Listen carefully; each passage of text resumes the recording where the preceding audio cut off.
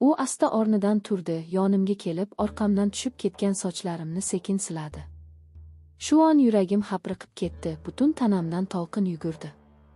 Ko'zlarim beixtiyor jim qotdi. Erim vafot etganiga 2 yildan oshgan edi. U dunyodan o'tganida men ham go'yo o'sha zahoti umrimni yo'qotgandek bo'ldim. 28 yoshimda beva qoldim. Qaynotam, qaynona va qayni ukam bilan bir uyda yashardim. Kunlarim shu hovlida, shu odamlar orasida o'tardi. Qayni ukam Azizbek mendan 3 yosh kichik edi. Biroq u yoshiga yarashmagancha baquvvat, kelishgan, qo'llari quvvatli, doim hazilkash yigit edi. Oldinlari meni opa deb hurmat qilar, ko'pincha maslahat so'rardi. Lekin erim olgandan keyin uning qarashlari o'zgara boshladi. Go'yo ko'zlaridan ayta olmaydigan gaplari bor, ichida yashirin o't yonayotgandek edi. Men esa o'zimni qattiq tutar, ichimdagi bo'shliqni sabr bilan to'ldirishga urinar edim. Lekin ayol yuragi sezgir bo'ladi, odamning qarashidan ham nima demoqchi ekanini bilib oladi. Azizbekning nigohi ko'pincha sochlarimga, yuzimga tushar, orqamdan tushib qolgan zulfimni uzoq kuzatar edi. Bir kuni ertalab hovli jimjit payt edi. Qaynota va qaynona bozorda, uyda faqat men va Azizbek qolgandik. Oshxonada idish-tovoq yuvayotganimda u kirib keldi. Suv ichdida divanga cho'zildi. Keyin menga qarab: "Opajon, siz charchab ketgansiz", dedi ohista. Men jilmaydim. Ha, hayot oson emas.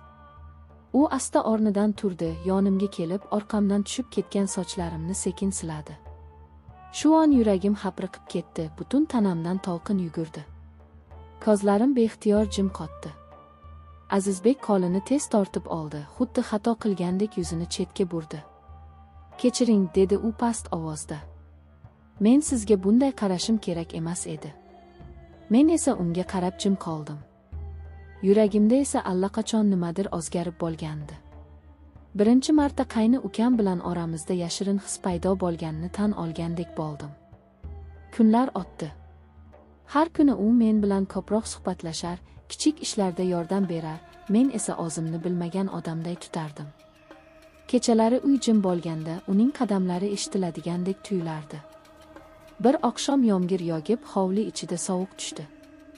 Men xonamda kitob o'qib o'tirardim. Darvoza yopiq, hamma yoq sokin edi. Shu payt eshik asta ochildi. Azizbek ichkariga bosh suqib, hijolat tortib: "Opajon, sovuqdan uxlay olmadim", dedi. Men unga qarab jim qoldim. U ichkariga kirdi. Yomg'irning shovqini tashqaridan eshitilar, xona ichida esa sukunat hukm surardi. U yonimga yaqinlashib, qo'li bilan yana sochlarimga tegdi. Uning qo'li sekin sochlarim ustida to'xtadi, men esa yuragimni qo'lim bilan ushlab olgim kelardi. Yomg'irning tomchilari deraza ortidan bir maromda yog'ar, xona ichida esa faqat yurak urishim eshitilayotgandek edi. Azizbek bir zum jim turdi, keyin asta pichirladi: "Men sizni juda hurmat qilaman, lekin yuragimga buyruq bera olmayapman." Bu so'zlar meni titratib yubordi. Birinchi marta qayni ukamdan bu qadar samimiy ohangda gap eshitardim. Ko'zlarimni yerga tikib jim qoldim. Go'yo sukutim bilan hammasiga javob bergandek edim. Shu kundan boshlab hayotim butkul boshqa ohangda davom eta boshladi. U endi menga faqat qayni emas, balki yaqin insondek qarar, men esa o'zimni tutishga harakat qilsam-da, ko'nglimdagi hislarni yashira olmasdim. Uy ichida har kuni oddiy holatlar bo'lib o'tsa-da, bizning orasimizdagi yashirin sir, yashirin qarashlar hammasini boshqacha ma'no bilan to'ldirardi. Bir kuni ertalab bog'da sabzi yulib, birga tozalayotganimizda u qo'limdan pichoqni olib qo'ydi. "Qo'lingiz qattiq ishlardan charchamasin", dedi. Men jilmayib: "Men sizni onangiz kabi qarashga odatlangandim-ku, endichi." U esa past ovozda: "Men sizni boshqacha ko'ryapman, opajon." Bu gapni eshitib ko'zimda yosh qalqib chiqdi. O'zimni qattiq tutishga urinsamda, yuragimdagi bo'shliqni u allaqachon to'ldira boshlaganini his qildim. Kechqurunlar hovli chetidagi supada birga choy ichib o'tirardik. Qaynona va qaynotam televizor ko'rib ovora bo'lishar, biz esa so'zsiz ham bir-birimizni tushunardik. Har safar choy quyayotganda qo'llarimiz tegib ketar, men titrardim, u esa nigohini chetga olar, ammo ko'zlari menga qayta tushishini bilardim. Bir kuni esa boshqacha voqea yuz berdi. Qishning sovuq kechalaridan biri edi. Elektr o'chib qoldi. Uydagilar deraza oldida chiroq yoqish bilan ovora bo'lishdi. Men esa xonamda o'tirardim. Shu payt Azizbek sham yoqib kirdi. Shamning xira nuri uning yuzini yanada jiddiy ko'rsatib qo'yar, ko'zlari esa yanada chuqur jilva berardi. U shamni stolga qo'yib sekin yonimga o'tirdi. "Qo'rqmadingizmi?" dedi u. "Yo'q, faqat uy sokin bo'lganda yuragim tezroq uradi", dedim jilmayib. U esa menga tikilib qaradi, ko'zlarimga qadalgan nigohidan qocholmadim. Qoli yana sochlarimdan o'tdi. Bu safar men ortga chekinmadim. Faqat ko'zlarimni yumdim. Shu paytdan boshlab bizning taqdirimiz bir-biriga chirmashib ketdi. U meni asrabavaylar, ortiqcha so'z qilmas, ammo hislarini har bir harakatida bildirardi. Men esa ko'nglimda qo'rquv, hijolat, lekin shu bilan birga iliq bir tuyg'u bilan yashardim.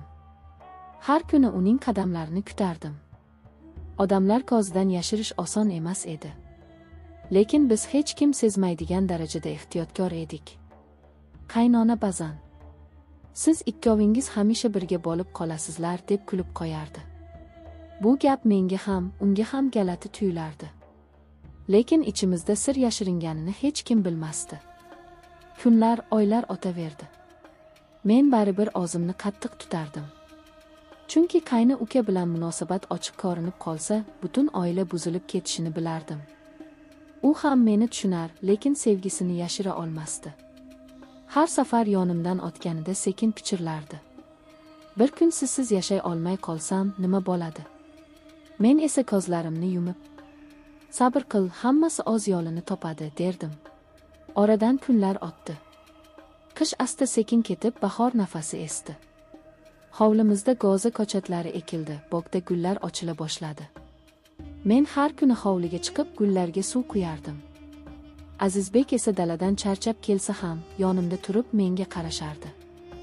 Unga qaramaslikka harakat qilardim, lekin nigohim baribir sirtdan ko'z tashlardi. Uning quvvati, yelkalarining kengligi, ko'zlaridagi iltijoli nurlar meni beixtiyor o'ziga tortardi. Bir kuni hovlida gullarga suv quyayotgandim, u orqamdan sekin keldi. Men sezmadim. Qo'limdagi chelakni ko'tarib gullar orasida yurar edim. Shu payt u orqamdan kelib, qo'limdan chelakni oldi. "Sizga ogir, men qilaman", dedi. Men qarshilik qilmadim. U chelakni qo'yib, qo'llarimni ushlab qoldi. Yuragim hapriqib ketdi. U esa menga qarab, "Sizsiz men yashay olmayapman", dedi. Men qaltiradim, lekin qo'llarimni tortib olmading. O'sha zahoti eshik taraqlab ochilib, qaynona kirib keldi. Biz tezda o'zimizni boshqa ish bilan ovora qilib ko'rsatdik. Ammo yuragim hali ham joyiga tushmagandi. Kechqurun uy jim bo'lganda xonamda o'tirardim. Deraza ortidan shamol barglarini shitirlatib, qulogimga galati tovushlar eshitilardi. Shu payt eshik qoqildi. "Men kim ekan?" deb so'radim. "Azizbek edi. Bir daqiqa chiqib gaplashsak bo'ladimi?" dedi u. Men ikkilanib turdim, lekin baribir tashqariga chiqdim. Hovli jimjit, osmonda yulduzlar charaqlardi. U supa yoniga meni boshlab bordi. Nigohlari titrar, so'zlari qaltirardi. "Men sizni sevib qoldim. Qanday aytishni bilmadim. Opa deb yursam ham, yuragim boshqa narsani istayapti", dedi u. Men titrab ketdim. Bu gapni kutgan edim, lekin o'zimga tan olishdan qo'rqardim. "Azizbek, bu gaplaringni hech kim eshitmasin. Oila, or-nomus, qarindoshlik bor", dedim. U esa qo'llarimni mahkam ushlab, "Men buni yashira olmayman. Yuragimni yondirayotgan tuyg'u o'zimni qiynayapti. Men sizsiz yashay olmayman", dedi. Ko'zlaridan yosh qalqib chiqdi. Men esa ko'zimni yumib sukut qildim. Sukutim hammasini anglatardi. Shu kundan keyin bizning ichki dunyomiz butkul o'zgardi. Har kuni ko'zimizda sirli bir aloqa, qalbimizda yashirin bir ehtiros bor edi. Lekin biz uni hech kimga bildirmaslik uchun o'zimizni tiyib yashardik. Bir oqshom yomg'ir yog'di. Uy ichida sovuq tushdi. Hamma xonalarda edi. Men korpaga o'ralib kitob o'qib yotganimda eshik asta ochildi. Azizbek kirdi. Uning nigohidan hammasini anglab bo'lardi. Shamning xira yorug'ida u sekin yonimga keldi. Men ortga chekinmadim. U esa qo'limni ushlab sochlarimni silay boshladi. Shu kecha bizning taqdirimiz bir-biriga chirmashib ketdi. So'zsiz faqat ko'zlar va teginishlar orqali bir-birimizni tushundik. Oradan kunlar, oylar o'tdi. Biz yashirin sevgimizni yurakda saqlab yashardik. Qaynota va qaynona buni bilmasdi. Lekin men ko'p o'ylardim, bu tuyg'u qachongacha yashirin qoladi? Odamlar bilib qolsa nima bo'ladi? Shunday savollar meni qiynardi, lekin yuragim baribir Azizbekni istardi. Har kuni uni ko'rishga, uning qo'lini ushlashga, ovozini eshitishga talpinardim. U ham meni kutardi. Bir kuni u dedi: "Bir kun kelib men sizni ochiq sevishni xohlayman. Hech kimdan yashirmay yoningizda bo'lishni istayman." Men esa unga qarab ko'zlarimdan yosh chiqib, "Taqdirimiz nima yozsa, shuni ko'ramiz", dedim.